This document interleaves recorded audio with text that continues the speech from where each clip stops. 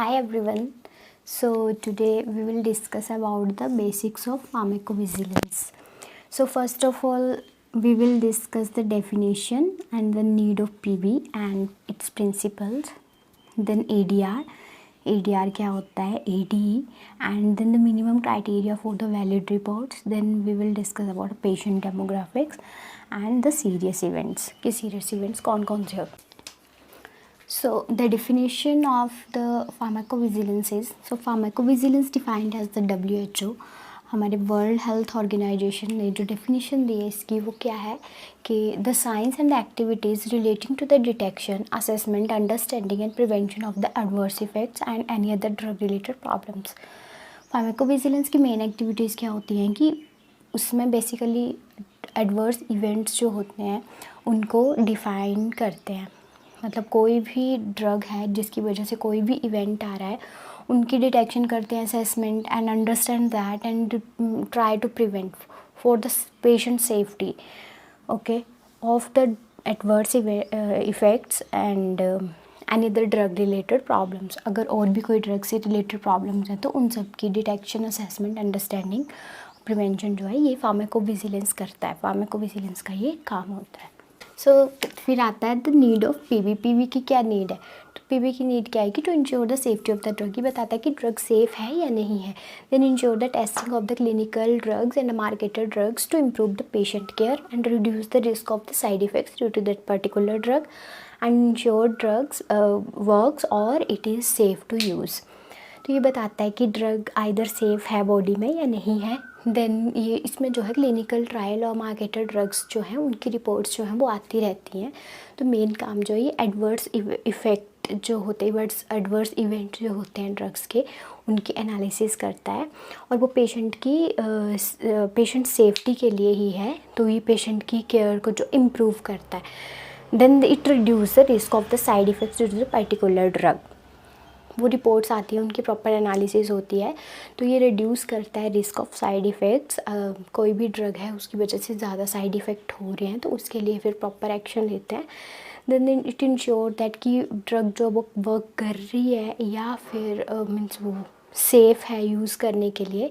ये सब फार्माकोविजिलेंस जो है वो बताता है. उसकी रिपोर्ट्स, ये सब पूरी रिपोर्ट्स की एनालिसिस होती है. देन ये सब पता चलता है. तो मेन जो इसका वर्क है वो यही है. So what are the principles of the PV. So PV क्या करता है कि ये जो है कॉन्टीन्यूस मॉनिटरिंग करता है किसी भी ड्रग्स की जो कि मार्केट में हैं और मार्केट में आने वाली हैं या फिर बहुत पुरानी मार्केट में अवेलेबल हैं. उन सब की कॉन्टीन्यूस मॉनिटरिंग करता रहता है जब तक वो ड्रग मार्केट में यूज़ हो रही है. और उसकी जो ADRs हैं, उसके जो भी इवेंट्स हो रहे हैं उस ड्रग की वजह से साइड इफ़ेक्ट्स हो रहे हैं उनकी वो आइडेंटिफिकेशन करता है, क्वान्टिफिकेशन करता है. So now we will discuss about the ADR and ADE. ADR क्या होता है और ADE क्या होता है.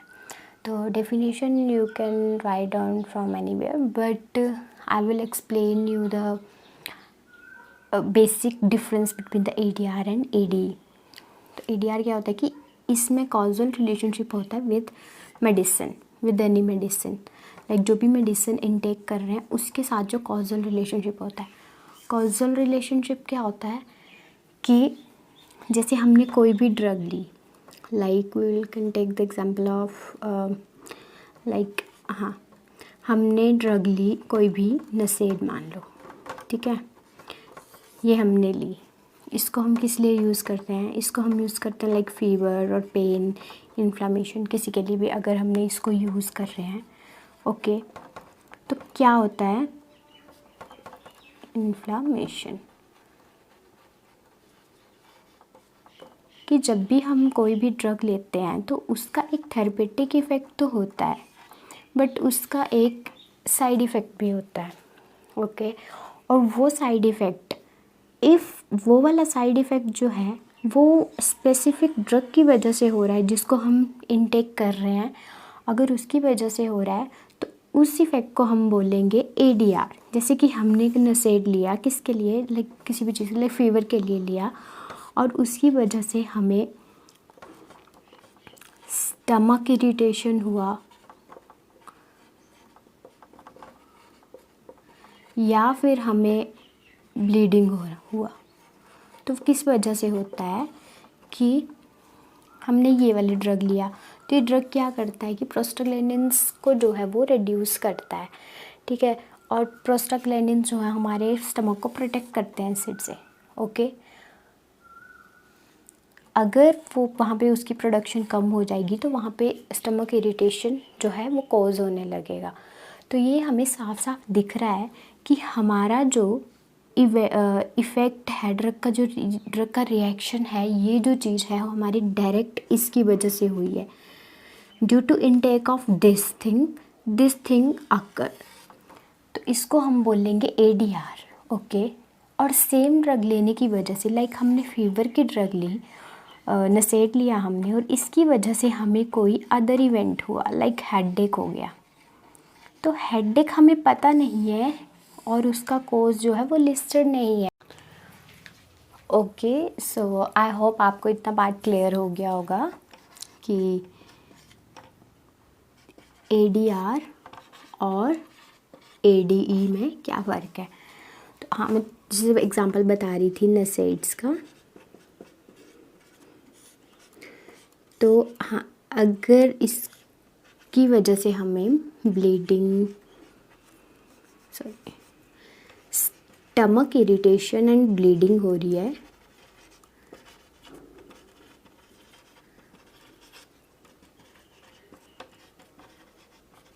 स्टमक इरिटेशन एंड ब्लीडिंग हो रही है, तो दैट इज़ वो इसका जो है कॉजल रिलेशनशिप है ड्रग के साथ।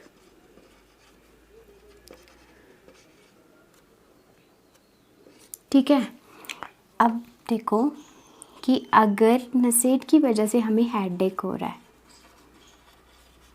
और हेडेक हमें पता नहीं है कि ये जो है इसी नसेट की वजह से हो रहा है या नहीं हो रहा है, तो उसको हम कंसीडर करते हैं इवेंट में, ओके, कि मे और मे नॉट, ये जो है इससे रिलेटेड हो भी सकता है और नहीं भी हो सकता है, पर ज़्यादा पॉसिबिलिटी है कि ये नहीं हो रहा है इसकी वजह से, तो इसको हम कंसीडर करेंगे as a event. So this is the major difference between the ADR and ADE। I hope कि ये क्लियर हो गया होगा। So minimum criteria for valid reports, minimum criterias क्या होते हैं कि उसमें एक आइडेंटिफाइबल रिपोर्टर होना चाहिए, आइडेंटिफाइबल पेशेंट होना चाहिए, a suspect product and adverse event होना चाहिए। आइडेंटिफाइबल रिपोर्टर मीन्स जो रिपोर्ट कर रहा है हमें उसका पता होना चाहिए कि कौन रिपोर्ट कर रहा है, like it can be the health care professional हो सकता है, नॉन हेल्थ केयर प्रोफेशनल हो सकता है, कोई भी हो सकता है, लाइक पेशेंट खुद भी हो सकता है और पेशेंट के रिलेटिव्स भी हो सकते हैं, कोई भी हो सकता है। नाउ द आइडेंटिफाइबल पेशेंट, कि पेशेंट जो है उसका पता होना चाहिए, लाइक एटलीस्ट उसका I will describe in the patient demographics कि पेशेंट का क्या क्या मेजरली मीन्स क्या क्या इन्फॉर्मेशन होनी चाहिए, कि लाइक बता देती हूँ कि लाइक डेट ऑफ बर्थ हो गया, एज हो गया, सेक्स हो गया, या फिर उसके नाम हो गया, ये इसमें से कोई भी एक चीज़ है वो पता होनी चाहिए। And then the suspect product क्या होता है कि जो भी फार्माकोविजिलेंस कंपनीज़ होती हैं वो किसी फार्मास्यूटिकल कंपनी के लिए काम करती हैं, तो जो वो फार्मास्यूटिकल कंपनी के लिए काम करती हैं, जिस फार्मास्यूटिकल कंपनी के लिए, उस फार्मास्यूटिकल कंपनी में स्पेसिफिक प्रोडक्ट की ऑथराइजेशन जो है वो होनी चाहिए, ओके। लाइक कोई भी प्रोडक्ट है उसकी ऑथराइजेशन उस कंपनी में है, ओके, तभी हम उस रिपोर्ट को लेंगे। लाइक जिस फार्मास्यूटिकल कंपनी का डील फार्माकोविजिलेंस से है, अगर वो उस कंपनी का प्रोडक्ट है, उस कंपनी में उसकी ऑथराइजेशन है और उसकी ऑथराइजेशन जो है वो होनी चाहिए, उसी को हम बोलते हैं कि suspect product. Now the adverse event क्या होता है कि एडवर्स इवेंट तो हमें वो बाद में देखना पड़ता है कि वो लाइक कंपनी की सस्पेक्ट की वजह से हुआ है या फिर दूसरी और भी ड्रग साथ में ले रहा था उसकी वजह से होता है, तो वो तो बाद में एनालिसिस उसकी प्रॉपर करते हैं, ठीक है। But these criteria should be there for valid report. तो हमारे पास एडवर्स इवेंट भी होना चाहिए, लाइक कोई भी एडवर्स इवेंट मान लो, नोज़िया, रैश, स्वेलिंग, कोई भी एडवर्स इवेंट जो है वो होना चाहिए। तो these 4 are the minimum criteria for the valid report. Sorry, मैंने यहाँ पे रिपोर्टर लिख दिया।